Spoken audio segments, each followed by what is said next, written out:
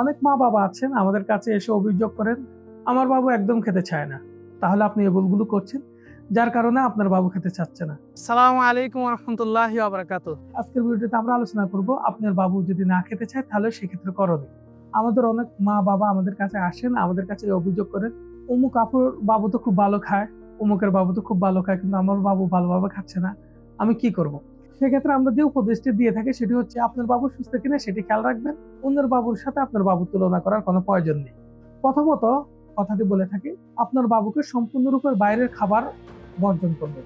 সাধারণত বাবুরা যখন বাইরের খাবার খায় তার পাকস্থলী ছোট হওয়ার কারণে অল্প কিছু খাবারের মাধ্যমে তার পেট ভরে যায়। তাছাড়া বাইরের খাবারগুলো অনেক বেশি টেস্টিসল থাকে, এছাড়া বিভিন্ন প্রকার চিনি থাকে, যেটি বাচ্চার কাছে অনেক বেশি মুখরোচক মনে হয়, যে কারণে সে বাড়ির তৈরি খাবারগুলো খেতে চায় না। দ্বিতীয়ত যে জিনিসটি বলতে চাই সেটি হচ্ছে সবসময় বাবুকে একই খাবার দিবেন না।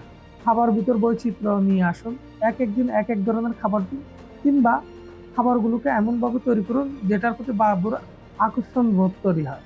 সাধারণত আমরা বলে থাকি বিভিন্ন ধরনের রঙিন খাবার দিতে, এতে খাবারের কালারের কারণে বাবু ওইটি খেতে আগ্রহ বোধ করে। এরপর আমরা যে কথাটি বলি সেটি হচ্ছে খাবারকে বিভিন্ন সাজ বা আকৃতি দিতে পারেন।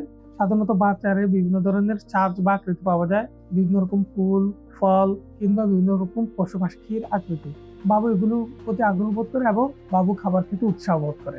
তারপর যে জিনিসটা করা জরুরি সেটি হচ্ছে বাবুকে খাবার চিনানো। সাধারণত আমরা যে সমস্ত হেলদি খাবার আছে সেগুলো আমরা নিজেরা খাই না, কিন্তু আমরা চাই আমাদের বাবুরা খায়। তাহলে আমাদের বাবুদের সাথে আমাদের নিজেদেরও খাবারে অ্যাটেন্ড করতে হবে। যেমন ধরেন আপনি একটি ফল নিয়ে আসলেন, যেমন আপেল নিয়ে আসলেন, আপনি বাবুর সামনে এই ফলটি খাবেন, খাওয়ার পর এমনভাবে তার কাছে অভিব্যক্তি ব্যক্ত করবেন যেন এই ফলটি অনেক বেশি স্বাদ এবং মজাদার, কিংবা আপনার ফলের থেকে একটি অংশ বাবুকে সাথে শেয়ার করতে পারেন। এতে বাবু ফলটি চিনবে এবং খেতে উৎসাহ বোধ করবে। এরপর যে জিনিসটি বলতে চাই, বাবুর যখন ক্ষুধা লাগবে তখনই বাবুকে খেতে দিবেন।